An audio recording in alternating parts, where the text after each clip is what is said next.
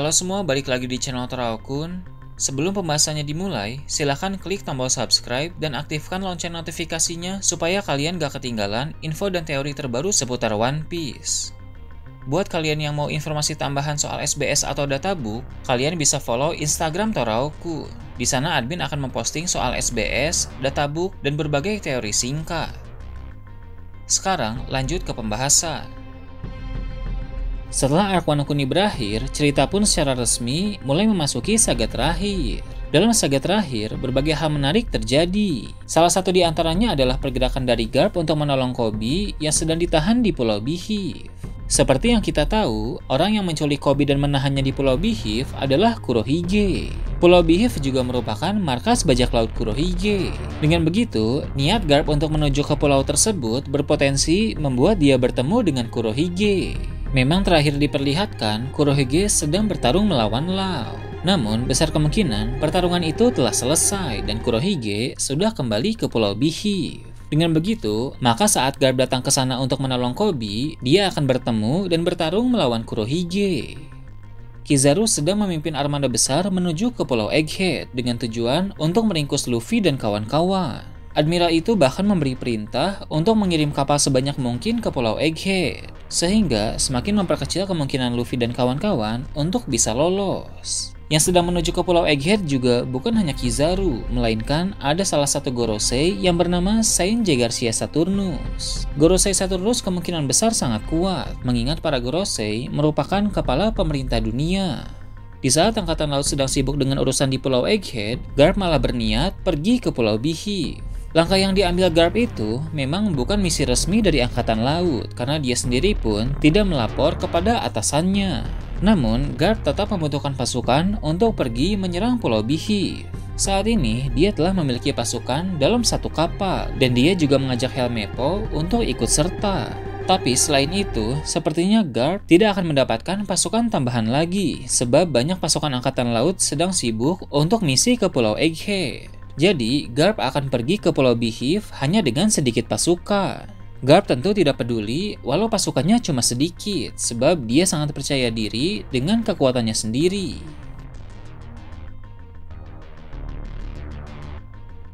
Kabar soal pergerakan Garp menuju Pulau Beehive pun akan tersebar di kalangan para marinir hingga mencapai markas besar Angkatan Laut.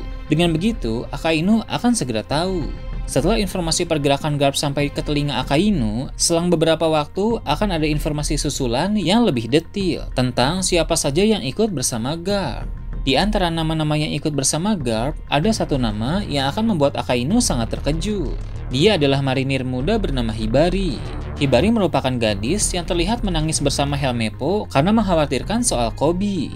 Hibari termasuk ke dalam pasukan SWORD. Sebagai sesama anggota SWORD, sepertinya Hibari berteman sangat baik dengan Koby, sehingga tak heran dia pun sangat mengkhawatirkan keadaan Koby yang telah diculik oleh Kurohige.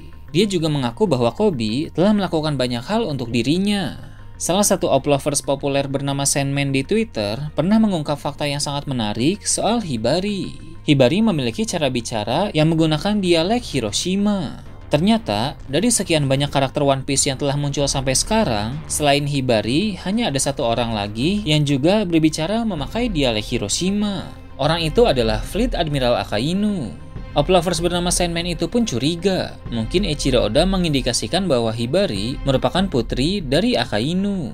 Dua karakter yang berbicara dengan dialek yang sama di antara banyaknya karakter yang ada, memang menandakan bahwa dua karakter tersebut memiliki keterkaitan satu sama lain. Eiichiro Oda bisa memberi petunjuk soal sesuatu yang besar dari hal-hal kecil seperti itu. Melihat visual Hibari yang merupakan seorang gadis dan Akainu yang merupakan pria berusia 55 tahun, wajar memang jika menduga bahwa keterkaitan mereka berdua adalah hubungan keluarga, atau lebih tepatnya, ayah dan anak. Apalagi didukung fakta bahwa Hibari merupakan seorang marinir, sehingga itu pun semakin memperkuat dugaan tersebut. Akainu sebagai seorang marinir hebat, besar kemungkinan ingin agar keturunannya juga ikut menjadi marinir. Sama halnya dengan Garp yang sangat ingin agar Luffy menjadi seorang marinir tangguh, walaupun keinginan Garp itu tidak terkabul. Sedangkan Akainu, keinginannya untuk menjadikan keturunannya sebagai angkatan laut sudah terwujud. Jadi sepertinya memang betul bahwa Hibari merupakan putri dari Akainu. Dari segi sifat mungkin sangat berbeda. Akainu adalah pribadi yang keras dan tegas, sedangkan Hibari kelihatannya orang yang sangat baik. Dengan begitu, ketika Akainu mendengar Hibari ikut bersama Garp ke Pulau Bihif, Akainu akan terkejut. Walaupun Akainu dikenal memiliki watak yang keras, tapi jika berkaitan dengan keluarga, pasti Akainu memiliki kekhawatiran juga. Dia akan mengkhawatirkan Hibari yang menuju ke markas Yonko. Walaupun Hibari pergi ke sana dengan Garp sang pahlawan angkatan laut, tapi Akainu tahu jumlah pasukan yang ikut hanya sedikit. Jadi, kekhawatiran itu pun masih tetap ada.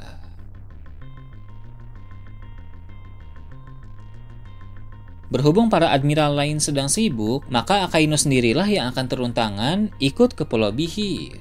Keputusan Akainu untuk pergi ke Pulau Bihif akan menjadi salah satu keputusan paling kontroversial yang pernah dia ambil. Meski begitu, publik tidak akan menduga Akainu bergerak ke sana karena khawatir dengan sang anak. Melainkan, publik akan menduga bahwa Akainu sangat ingin mengalahkan bajak laut Kurohige. Sepertinya Akainu akan tiba di Pulau Bihif saat pertempuran sedang berlangsung. Jadi, sebelum Akainu tiba, kita akan melihat pertarungan Garp melawan Kurohige terlebih dahulu. Pertarungan mereka pasti akan sangat menarik, karena baik Garp maupun Kurohige sama-sama memiliki kekuatan besar. Tinju penghancur gunung Garp akan beradu dengan serangan gempa Kurohige, sehingga lingkungan di Pulau Bihif akan mengalami kerusakan yang cukup parah. Garp pun bisa jadi akan sempat terdesak, karena para bawahan kuat Kurohige akan ikut membantu Kurohige. Garp juga kalah jumlah pasukan, jadi tidak banyak yang bisa membantunya. Saat Akainu tiba, Hibari masih dalam keadaan baik-baik saja. Akainu pun akan langsung melancarkan serangan kepada bajak laut Kurohige. Akainu sepertinya sudah menahan cukup lama hasrat untuk bertarung melawan bajak laut Kurohige, mengingat 2 tahun lalu Akainu pernah mendatangi mereka, tapi Kurohige dan kawan-kawan pergi ketika mereka tahu Akainu datang. Di Pulau Bihif, saat Akainu muncul dan mulai menyerang, Kurohige pun akan memutuskan untuk mundur. Sebab terlalu beresiko bagi bajak laut Kurohige untuk menghadapi Garp dan Akainu pada saat yang bersamaan. Kurohige adalah orang yang penuh perhitungan, sehingga dia bisa mengambil langkah-langkah terbaik dalam suatu keadaan. Dalam keadaan di Pulau Bihif, ketika Garp dan Akainu sama-sama menyerang bajak laut Kurohige, langkah terbaik yang bisa Kurohige ambil adalah mundur.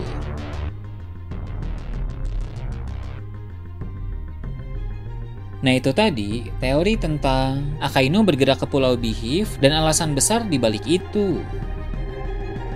Gimana menurut kalian? Silahkan tulis di kolom komentar di bawah.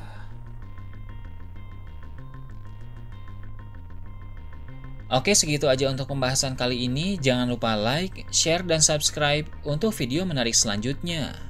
Gue Toraokun, Shambles.